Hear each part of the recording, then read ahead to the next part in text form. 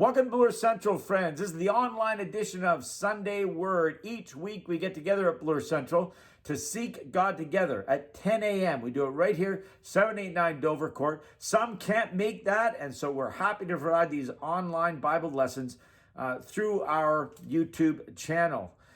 We wish you could join us. That would be our first choice, but this might be the next best thing, I guess. Let me jump right in. We've got a lot to do today, so I want to move right along. Just a couple of quick reminders. First of all, next Saturday, October 15th, or I guess it would be this coming Saturday, October 15th, we're unable to provide a community meal. We'd really appreciate it if you get the word out. Let people know that we are not going to be here just for that one Saturday. We don't like it when people show up and they get disappointed. So if you can get the word out, we would really appreciate it. On the following week, on October 23rd, that's a Sunday night. That's our next prayer walk for the city. We've been going through a number of these over the past several months. This is the last one scheduled for now, but we are looking forward to doing it in the future as well. We just come together on Sunday nights at 6:30. We have a brief time together, then we go out in the community to pray, to actually hear from God, and then we come back for a little bit of sharing at the end. That's going to be October 23rd. It's a Sunday night. It's being hosted by the Downtown East Salvation Army Church. So that is at Jarvis and Shooter, October 23rd. I hope you'll make note of that in your calendar so you can join us. Let's jump in. We've been going through the Beatitudes. Last week we looked at the first Beatitude, blessed are the poor in spirit. We're going to be moving on to the next Beatitude this morning, but let's just read those through. Matthew chapter 5. I'm reading from the New International Version. It says this: Blessed are the poor in spirit, for theirs is the kingdom of heaven. Blessed are those who mourn, for they will be comforted. Blessed are the meek, for they will inherit the earth. Blessed are those who hunger and thirst after righteousness, for they will be filled. Blessed are the merciful, for they will be shown mercy. Blessed are the pure in heart, for they will see God. Blessed are the peacemakers, for they will be called children of God. Blessed are those who are persecuted because of righteousness, for theirs is the kingdom of heaven.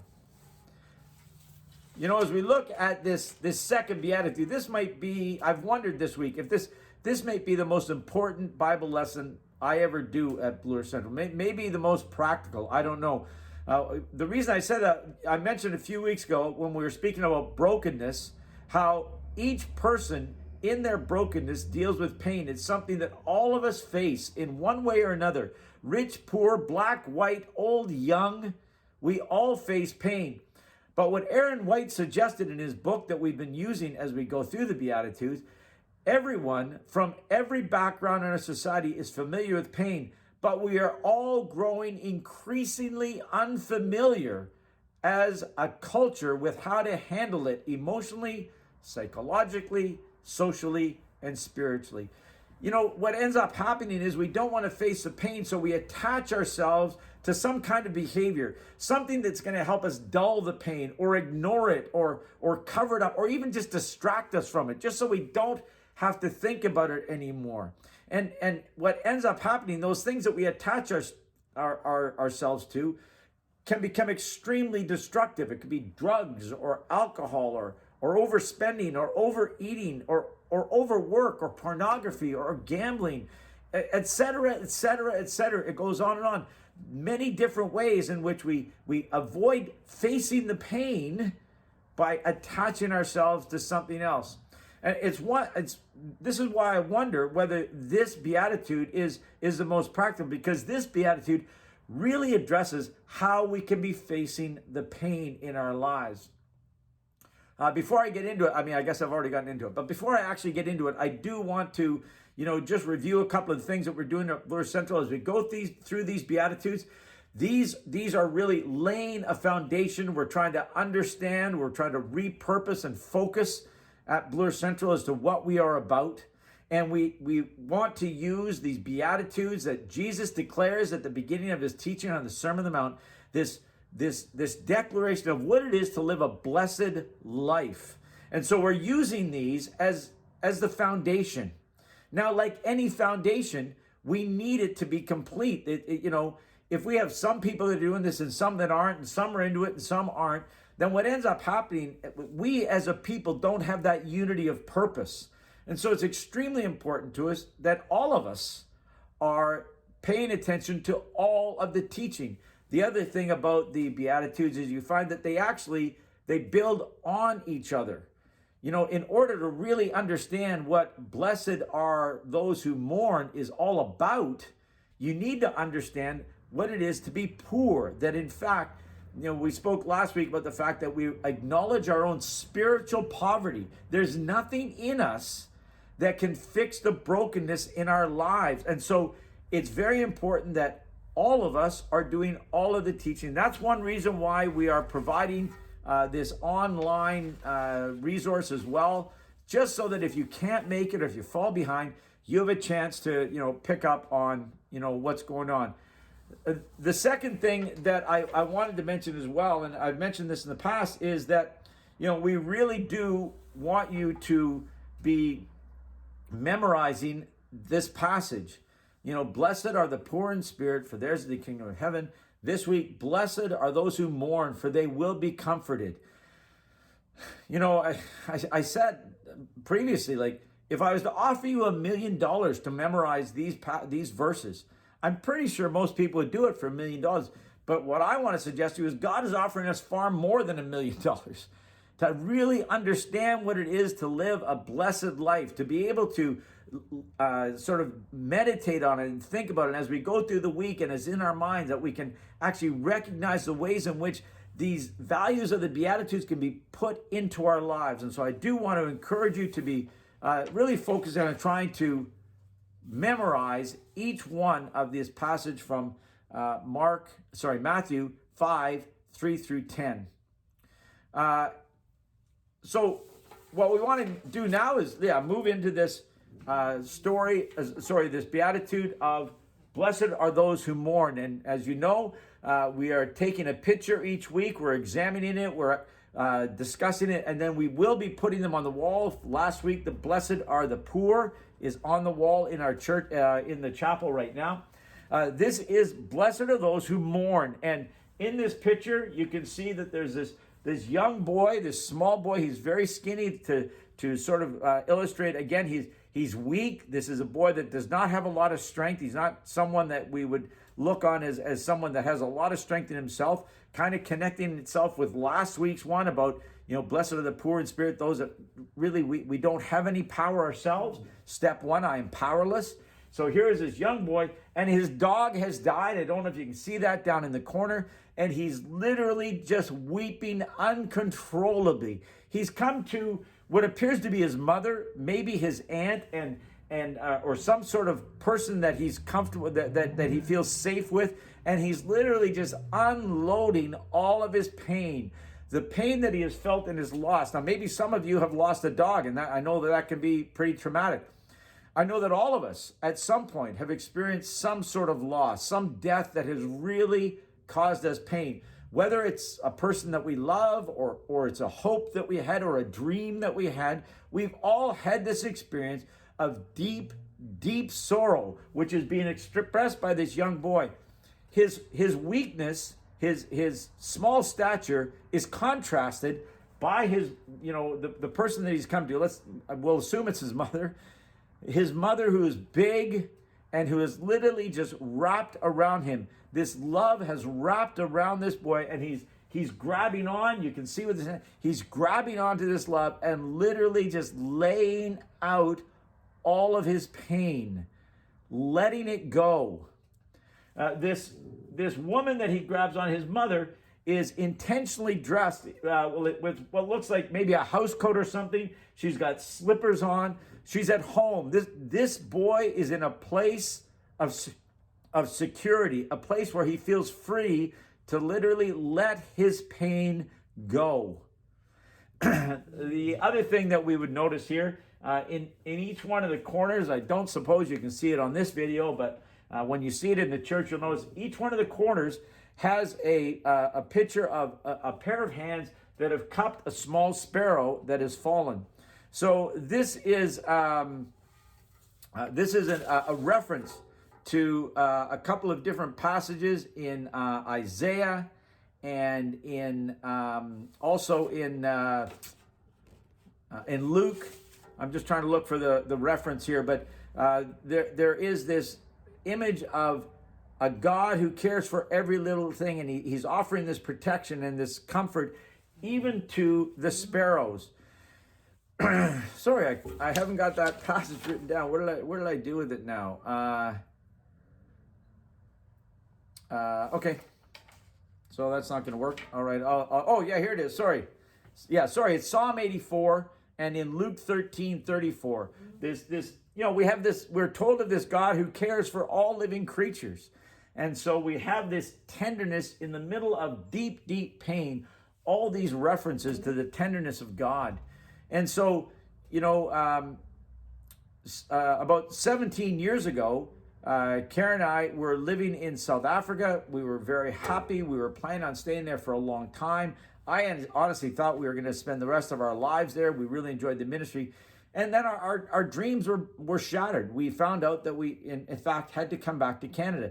Now, that was something at the time that was very painful for me. And in many ways, I think of myself back then in those times when I was really just, pouring out this pain that I felt about having to return to Canada, which was just really, obviously things have worked out very well, but that was, at the time, it was devastating to me. And I thought back about that as I watched this picture. This expression of mourning is something that in many ways is a progression from last week. Remember we said about blessed are the poor in spirit, and again, that was connected with step 1 of the 12 steps, which says, I am powerless. But now it says, blessed are those who mourn. This is almost a progression of last week, because it really it reaffirms this sense that we can't do anything about what's going on right now. Obviously, this boy can't do anything. So it really builds on this notion that in fact things are beyond our ability to deal with. This sorrow it makes us feel again powerless. It reminds us of the poverty of our spirit. But even more so here, beyond that, here is a beatitude that reminds us that there is a God that is listening. Ties into step 2, believe in a power greater than ourselves that could restore us to sanity. God is there to help us. That's what this beatitude speaks about. God is there to help us. And there's just so much I could speak on this today, but I just want to mention 3 things that I hope will be helpful in us considering how this applies to our lives and how it applies to Bloor Central. First of all, I'd want to point out that our culture does not encourage this kind of openness, particularly for men. The message is, suck it up, be tough, be a man. Quite often people say, well, it could be worse. Look on the bright side, move on, forget about it. There's all kinds of different things that we're told when these outpouring of emotions come into our lives. And those kind of responses, quite honestly, can push us back to the very destructive behaviors that we have used to begin with. That, if we don't allow ourselves to get rid of this pain, to somehow deal with it, it remains bottled up inside us, and that's when we turn to the drugs, to the alcohol, to all the other destructive behaviors. Unless we're going to actually deal with the pain, it will somehow show itself in our lives. And in our culture, again, that's kind of encouraged. I've lived in other cultures. I've spoken to you many times about when Karen and I did live in South Africa, working with the Zulu people. The outpouring of grief that they would feel whenever they had a loss. I mean, that was, I can remember hiking to some remote villages, and I could hear them all the way across the valley, just screaming, pouring out their emotion. And it seems excessive to us, but there's something very healthy about it, about releasing these things rather than letting it bottle up inside of us. I used to be a long distance runner, or I'm hoping to be again. I'm hoping to be a long distance runner again. But for many years I ran, and I used to have terrible pain in my ankles, and I just kept ignoring it. For years and years, I ran, really high mileage every week, and I would just kind of just deal with the pain. I would look for ways to, just get over it kind of thing. That led to me actually rupturing my Achilles tendon just a few years ago. Some of you might remember that. Because I was ignoring the pain and just trying to push through it, eventually I had a really serious injury. Even after I tore my Achilles, I still kind of just I was hobbling around for over a month. Finally, somebody here at the church, one of the volunteers came up and he said, Doug, you're really, this is not getting better. You have hurt yourself. You need to go get help. It was only once I went to a doctor, and a doctor looked at it and sent me to a surgeon, it was only once I went to the surgeon that I realized, man, I really need some serious work done here. I had to literally surrender myself to the doctor and say, hey, I don't know what to do. I have to trust you that you're going to fix this. Fortunately, she was able to fix my Achilles. I can walk, and I'm so very grateful for that. I'm continuing to go for treatment. Even today, years later, I'm still going for treatment because I would like to get back to running at some point. I wish I'd done this literally 20 years ago. 20 years ago, when I started feeling the pain, I wish I'd gone then. I wish I'd gotten some treatment, maybe got better shoes or trained differently, stretched differently. I don't know. I think I could have prevented a lot. But I am grateful that eventually when I did decide, okay, I'm going to go and get help, I was glad that help was available. You see, God does not force his healing on us. The pain that we're dealing with in our lives, God wants to offer us healing. But if we're not willing to acknowledge that we have this pain, if we're not willing to allow God to get involved in our lives to offer our healing, he will not force it on us. That's what there's something beautiful with this picture, where there's just an openness and willingness to run into the arms of the person that's going to offer comfort. And obviously the illustration here is speaking to us about a God that we can come to and just wrap our arms around, who will protect us and comfort us. I've learned in my life these times where I can come to God and surrender to him. He truly does offer me comfort. Even that experience that I spoke to you earlier about, where I came back to Canada, I saw so many different ways in which God spoke quite specifically to me, offering me a deep sense of comfort. And I know for many of you right there's, okay, well, how do I do that? What do I have to do to get that to happen? I tried praying. I went, God, heal me. Nothing happened. What I want, I don't want to disappoint you, but quite often, to experience these things with God that really affect our soul, that where we can begin to recognize his joy, his peace, his strength, his comfort, we really need to get to know God. This isn't something that you can just go looking for. It's not like, can I, what do I need to do that? I'll close my eyes, I'll bow my head, I'll fold my hands, but nothing happens. This requires, really a long time of getting to know God, of learning what it is to really surrender our lives to him, to allow him entrance into our lives so that he can be offering us this kind of comfort. There's a song we have in our songbook, and now how the boundless salvation. Sorry, it talks about his life-giving flood. That the waters of God come in and literally cleanse us. They give us. They fill up those broken parts in our lives, and that's truly what God has done in my life. And the scripture speaks very clearly about that, as we can learn to surrender these areas of our lives, that we begin to experience a blessing. There's a deep, deep healing that comes in these places where we've experienced pain. To really, again, allow God to be doing that, it requires just perseverance. As Eugene Peterson says, a long walk of obedience in the same direction. Just keep going. Fellowshipping with other Christians, reading your Bible, participating in Bible studies. All of these things help us to learn more and develop a rhythm of God's grace, to recognize how he can work. And so, for those of you who are looking for these experiences, maybe you've already had them. For some of you that are worried about these areas of your life where you're dealing with deep pain, I encourage you, keep going. keep going. I'm giving you my own personal experience is that God is faithful. He will offer us healing. He can wrap his arms around us, just as the image shows us here. The second point I just want to make, I want to just mention briefly this word lamenting. And there's lots of examples of lamenting in the scripture. Lamenting might sound like I'm talking about, well, we're just complaining. We're just whining to God, which might seem inappropriate.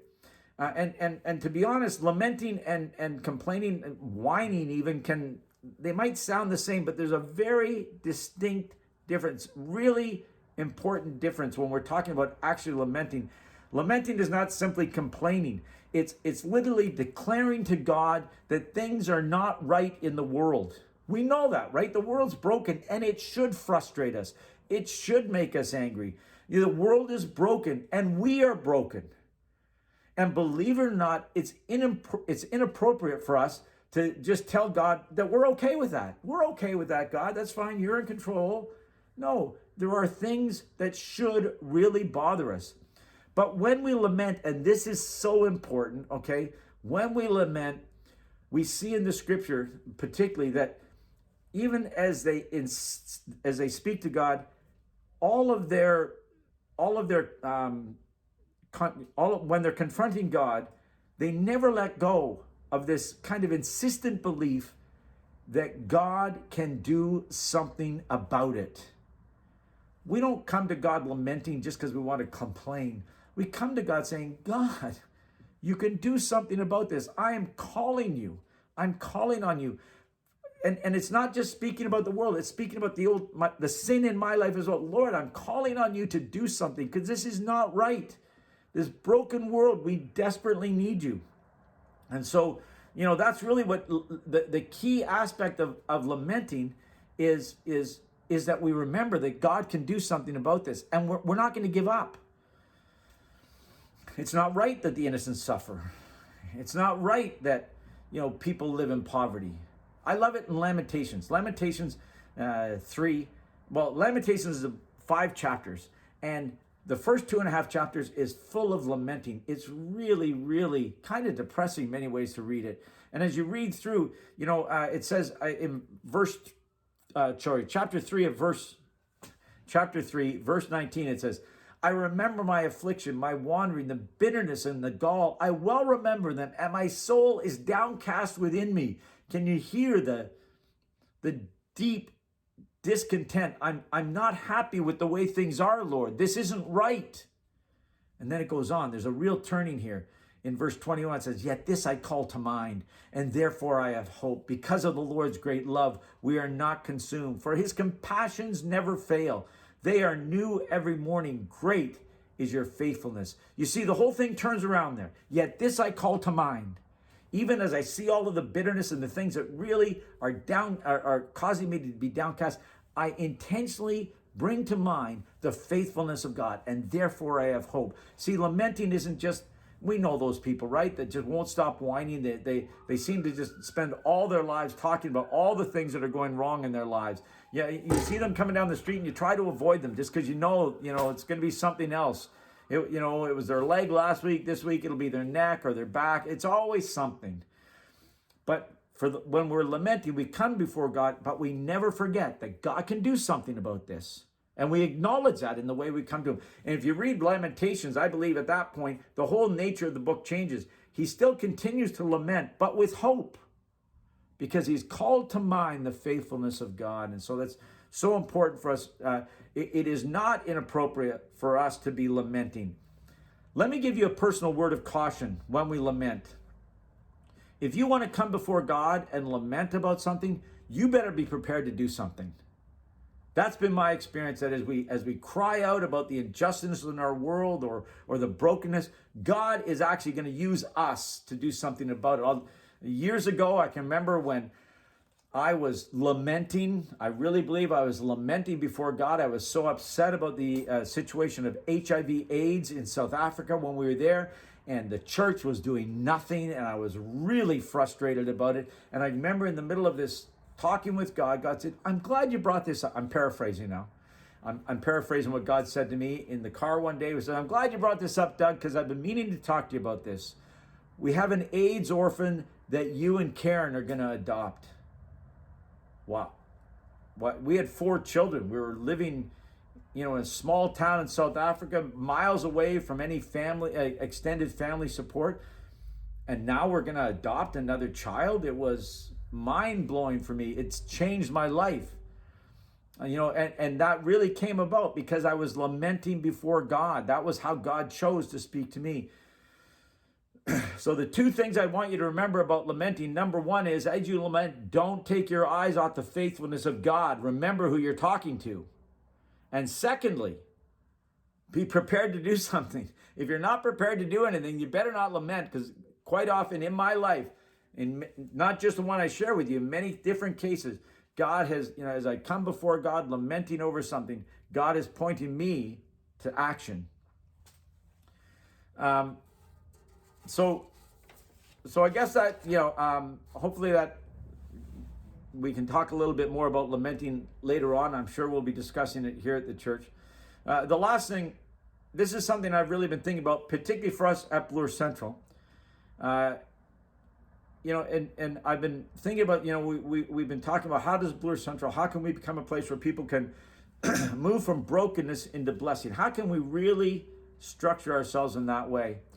And, my impression is that the reason that many people do not want to deal with the pain in their lives is that they're afraid they're going to be alone. That might be it. That might be why many of us struggle to deal with pain.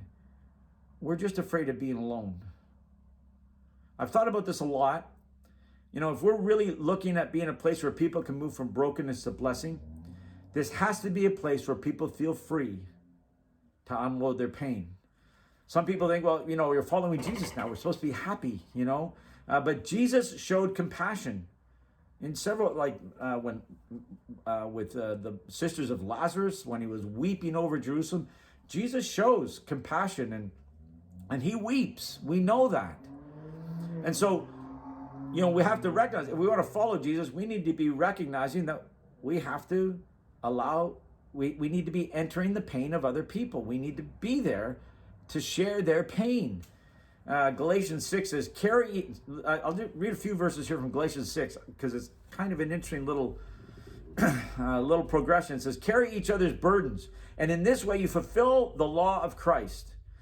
If anyone thinks they are something when they are not, they deceive themselves. Each one should test their own actions. Then they can take pride in themselves alone without comparing themselves to anyone else. For each one should carry their own load. Well, it seems like a little bit of a contrast there, because at the beginning it says, hey, we're going to carry each other's load. But then it says at the end, each one is expected to carry their own load. There's no contradiction here. What it's actually saying is, hey, we are there for each other. When your load is too much, I'm going to help you. I am going to help you with the pain that is in your life.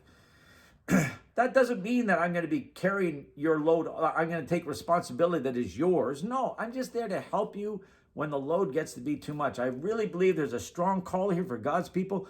We have to be a place where people feel free. They feel free to just release their pain.